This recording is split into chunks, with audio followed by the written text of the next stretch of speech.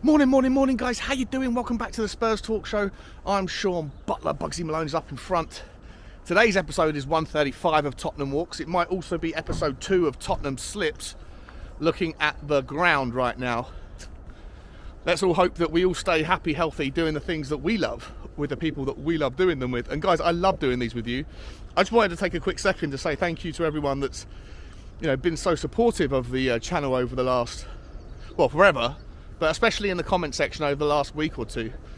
It's a never-ending stream of really positive feedback from all sorts of people that have all sorts of different views.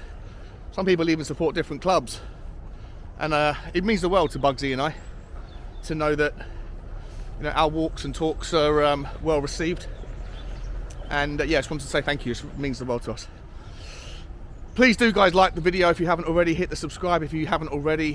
Hit the notification bell if you'd like to stay abreast of the latest drops in content. And drop a comment again. Let me know your thoughts on today's video. Unfortunately, guys, there's sort of more sad news. There's 3 or 4 different topics that we can talk about, and we're going to try and merge them all into one show that can only really be interpreted, depending on your own personal preference, somewhere on the spectrum between doom and gloom. And to top it all off, I got out of bed at 4 o'clock this morning to go to the bathroom, and I smashed my foot into the vacuum cleaner. I'm pretty sure I've broken my toe, and so it's painful to walk right now. Super stuff, guys.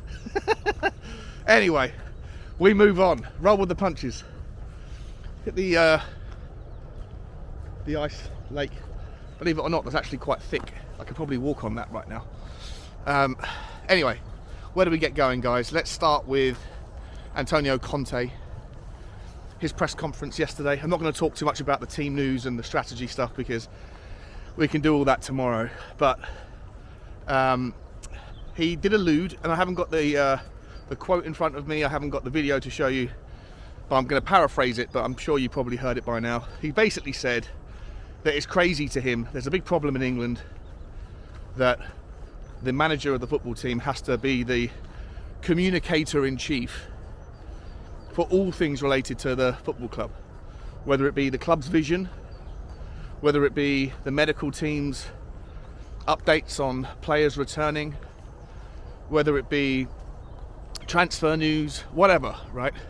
Why should it all be the guy who is simply paid, and in his case paid incredibly well, to communicate everything, when a lot of that stuff he's not an expert on necessarily, he's not in charge of at all, and that other people are far better placed to be able to talk about it. Now, to me, I think he's bang on. I've been saying it on my channel. I think I talked about this just a few days ago. I think that the medical team need to be analysed and assessed for their competence, or how much confidence we can have in them as a going concern, with their inability to ever expedite the returns from injuries of players that have, what some could be interpreted as fragile bodies, fragile physical health, but others may interpret as poor support staff trying to repair them when they put their bodies through the kind of rigmarole that football players do twice a week. He's not a doctor, he's not a surgeon, he's not a physiotherapist, he's a football manager. There needs to be deeper questions asked by the journalists about not just who's fit and who's not, but why are they not fit still? Why have they regressed again? What's going on? And he's not going to be able to give those answers because he's not qualified to talk about them. And also, when he's got that problem with his, the language barrier, things can get lost in translation.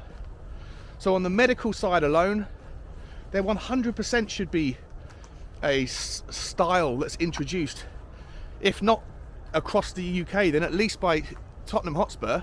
Why do you have to wait for everybody else to do it? Why can't we break the mold and become the leading edge, ahead of the curve of the way that fans, journalists, everybody can become more abreast of what's really happening at things that affect our football club? The chief medical officer at Tottenham Hotspur should be able to come out for 10 minutes on a press conference and say, here's the state of play. And if they want to keep things behind their chest or close to their chest because they don't want to give away tactical information, then they can, have trigger phrases that allude to that. Maybe he's there, maybe he's not. We don't want to let you know. But on the situation with players that are definitely out or players that have come back and then fallen away again, let's find out why. What is going on? It's not rocket science. Help us to understand what is going on. You'll have less confusion, you'll have less anger, you'll have less frustration and less resentment if we are clearer on things that are easy to articulate or should be easy to articulate. Not just the medical team, the vision of the club. I see so much content on Twitter, on fan channels, even on talk radio, of fans that are just clueless as to what clueless as to what the plan is at Tottenham Hotspur. And it's very easy to understand why when you hear things like the players we might sign have to be within the club's philosophy of cheap wages, young, up-and-coming talents, but yet you have a manager who has a historical record that doesn't really support that kind of vision. When you have a managerial philosophy that flip-flops all the time, that goes from a guy who plays a back four to a guy who plays a back five to a guy who plays 3 up top to a guy who plays 2 up top to a guy who plays 1 up top and 8 men behind the ball. There is no consistency in the philosophy around the managerial strategies or formations. There's also complete conflict in the mission statement that Daniel Levy and Inik have put out, saying that we're going to return this club to the bygone days of playing front foot, forward momentum football that is enjoyable to watch. And yet every one of the last 3 managers that you've employed is the entire opposite of that in their historical style. It's very easy to see why people are unclear about the plan, because there isn't one really, or if there is one, it's certainly not what has been portrayed to us. So where is Paratici or Daniel Levy? Why can't they come out and talk more than just in a financial statement once a year, but regularly?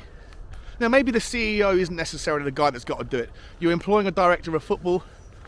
He should be the guy that comes out once every 2 weeks and lets us know what's happening with the scouts, what is happening with the youth development. Or bring a youth development guy out who's in charge of that and let us know what's happening there, who's playing really well, who isn't, why, what's the process of identifying new players, whatever, right? There should be more information that is given out to this football club's fans and supporters than is directly from them. And it's left to us as fan channels or people that are just invested in the club to figure it out for themselves, to have to go and find out what Dane Scarlett did at Portsmouth on the weekend or whatever. Conte is absolutely right. He's absolutely right that there is no vision, no plan that is articulated on all the various fronts. At the same time, he is calling out England, not just Tottenham, and so I wouldn't necessarily hold Daniel Levy and Inik responsible for this philosophy being introduced or not introduced at Tottenham, because it's not commonplace anywhere in the UK for that to happen. But it should happen, and why can't Tottenham be at the forefront of it? 100% agree with him. Let's move on from that, and let's talk a little bit about Fabio Paratici. There was a tweet that was going around that's been retweeted a hell of a lot. I haven't actually seen anywhere the recording of him saying this, but apparently he was asked about his personal issues with Juventus and what's going on there. And the quote said, like, again, I'm going to paraphrase, I'll put it up in front of you now so you can see it, but I might get it wrong in real time, but something to the tune of, honestly, I prefer not to talk about it. Some things are very much still not clear. I'm concerned. I can't talk about it right now. I prefer not to say what's going on. Now, to me, like, I mean, what can you really take into that? Here's what I would take into it, guys. Oh, Jesus. Tottenham slipped. Check this out. Crazy amounts of ice. Could go ice skating over there. To me, I would just ask you to kind of contemplate how much of a distraction is it for you to do when you're doing your job, whatever your day job is. If you've got a kid and they're sick, or if you've had an argument with your partner, your other half, and it's a big one, and you go to work that day, is it easy for you to take your mind off of the things and get on with your day job, even when it's things that are as temporary and insignificant as a small falling out with your wife or your husband, or not insignificant but temporarily, you know, whether one of your children are a little bit unwell for the day? You're worried about them, right? You want to know what's going on. You want to think about them all the time. Imagine if you had something that was seriously going on in your personal life that might not be resolved anytime quickly, that's going to take months or years to figure out, and that might eventuate with your removal from society, that might eventuate with your entire career being destroyed, and at best and at worst, that happening plus prison time. You know, that's the situation that he faces. Until it's cleared up, the situation that he faces is an everyday back of his mind, or maybe front of his mind, distraction that is far more significant than having a little argument with somebody that would distract you from doing your job. His freedom is at risk. His career is at risk. Maybe he'll be fined financially, personally. Maybe his wealth is at risk. I don't think he can possibly do his job to anything like the best of his ability whilst he has this as a going concern. Add to that the fact that Conte is looking less and less likely that he wants to stay at Tottenham, and those two are probably very much a pair, and that one goes if the other goes. And I wonder whether or not the reason why there's not more uproar and fight from people like Paratici around why is there no budget to spend is because he doesn't want the headache right now of having to go and figure out how to spend a lot more money, because he's too focused on other things. And I'm speculating on that last bit, maybe that's a stretch too far. As I heard myself say it, I'm like, it's probably unlikely, but you take my point, right? I don't think he's going to be firing on all cylinders. Now, Conte, let's move on to Conte. Let's move back to Conte, actually. There's tweets coming out yesterday saying the only way he'll extend his contract at Tottenham is if he gets a significant pay rise. The guy's already paid £15 million a year. I think he's the second. I thought he was the highest paid manager. I think maybe Guardiola's the highest paid manager. But he's certainly the highest paid employee at Tottenham Hotspur. And he wants a significant pay rise after going backwards this year. However you feel about Daniel Levy and Enoch, I think it's disingenuous to dismiss our retraction, our retracement, and say that nothing's Conte's fault. He has definitely gone backwards this year with a stronger squad than he had last year. The form of the players, the tactics, maybe the overtraining of certain individuals, whatever is responsible for it. But I don't think he deserves a pay rise. And I don't think anything would change just because he goes from 15 million to 18 million or to 20 million or whatever he wants. Nothing's going to change. His formation isn't going to become any more dynamic. His resilience and stubbornness around picking certain players time after time or not picking them time after time, that's not going to change because he's getting paid more money. There is absolutely zero justification in my mind to give that guy another penny with all of the donkeys having a good time. I think it's mating season for the donkeys over there. To me, guys, oh sorry, 1 second. To me, guys, it's a non-starter. I just don't think that he's really saying that. If it's true, first of all, I don't think it is true. But if it's true, then I think the answer is no. If that's the question, he'll stay if he gets more money. Then I think the answer is, on this season's performance, it's not worth any more money than what you're getting paid, which is already an extortionate amount. I think it's more likely that he is going to sail off into the sunset at the end of the year or end of the season, and that's okay with me. If he wants to go, you know, here's how I'm going to get to the last part of how I really feel in a second, guys. It's probably a really long video, but the last bit of news is that Harry Kane is, you know, said that his representatives, well, he hasn't said it necessarily, but this is the last part, guys, is that Harry Kane has allegedly intimated to the club through his representatives that he has absolutely zero interest in a new contract, and that he will either run the contract down or he'll be sold in the summer to a club that comes bidding for him. And as sad as that is, you know, you can't hold him personally responsible. For me, I think he has done everything that has been asked of him in a Tottenham shirt. He's been an absolute servant for the club, a legend, and will always be remembered as the best, probably the best player that Tottenham have ever had, or at least one of them. And I think every Tottenham fan would wish him well.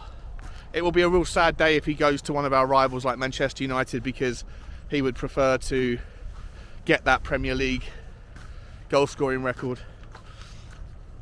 But look, he wants to win a trophy, and with the way things are going, it's not going to happen at Tottenham, is it? So it's fair, you know, wish the guy well. But look, whether it happens at the end of this season or the end of the 2028 season, when he's 34 years old, 35 years old, at some point, guys, Tottenham will be playing without Harry Kane. There will be a day when Harry Kane has kicked his last ball, scored his last goal. The same for Heung-min Son, the same for Hugo Lloris, the same for Antonio Conte in terms of management, the same for Daniel Levy in terms of writing checks. Tottenham Hotspur will survive, will move on, and we might go forward, we might go backwards, but to think that everything's going to stay the same and Harry Kane will forever be a Tottenham player, that's never going to happen. And so, you know, it's okay. It's okay. And it leads me to my last point, which is, with all of the things that are in flux right now, with all of the changes that are likely to happen in the next 6 months, we're probably going to have a new manager. We might very well have a new director of football. We can hope or not, depending on your stance, that we have a new owner, but that's the least likely thing to change. And we'll have to have a new forward line, new goalkeepers, new centre backs, etc. There's so much change on the horizon that, you know, maybe that factory reset that I spoke about isn't such a bad thing. You know, and maybe we should shake hands with that situation and say, okay, you know, if it's going to take, you know, 2 steps back to go 5 steps forward, then maybe it's better to save as much money as possible so that we can give it to the next guy who's going to spend it on his system, on the players that he wants, not necessarily the players that will fit a different system in Antonio Conte. Maybe if this season is already a write-off, then there's nothing to really salvage. In all likelihood, we're probably going to struggle, or very likely going to struggle, against Manchester City twice in the next week or two. Fulham's no easy game. You know, where's the next 3 points coming from? Is it Leicester? I don't know. My point being that in a very short space of time, the season could be, you know, essentially done in terms of European qualifications. Is it better to rather than spend 50 million or whatever there is to spend now, 100 million, is it better to spend it now, or is it better to wait and give 200 million to the next guy in the summer and start that rebuild from the ground up? I don't know the answer. I'm not suggesting that I do. I know that some people might hear this and say, that's crazy, now you're writing off all January transfers. I'm not. I still would rather have a different scenario play out. I'd still rather there be loads of money spent, Conte become happy, play better football, you know, go on and figure out the second half of the season. But I just don't think that's as likely, so let me know your thoughts, guys. I've been talking too long. Like, share and subscribe, and as always, guys, bye-bye!